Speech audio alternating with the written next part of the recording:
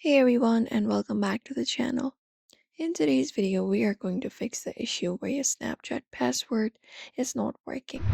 So if you're getting that issue, you may just head over and follow up the steps for that. So if you're accessing your Snapchat application, you can try closing the application completely. After that, reopen it to see if the issue is resolved. So you can just go ahead and do so. If the app restart does not work, you can restart your whole device. So hold the power button for that and look out for the restart option and select it. After that, restart your whole device and try logging in into your account once again. Apart from that, if there is any kind of update, you can update your application. Go to the Play Store application and tap on it. And from there, just go over and look out for the Snapchat. And then once you find Snapchat, you just need to go over and update the application to the latest version, and that's it.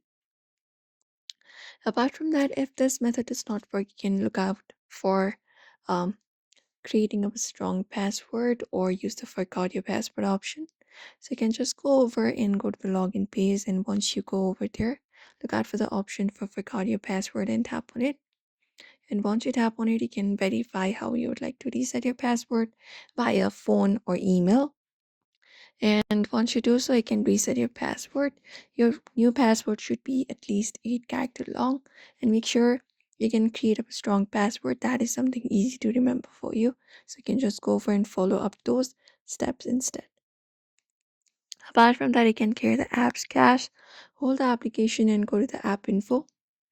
And from there, you may just go over and scroll down and look out for the storage section and tap on it. And then just go over and tap on clear cache, and that should fix the corrupted data that may be causing the login problems.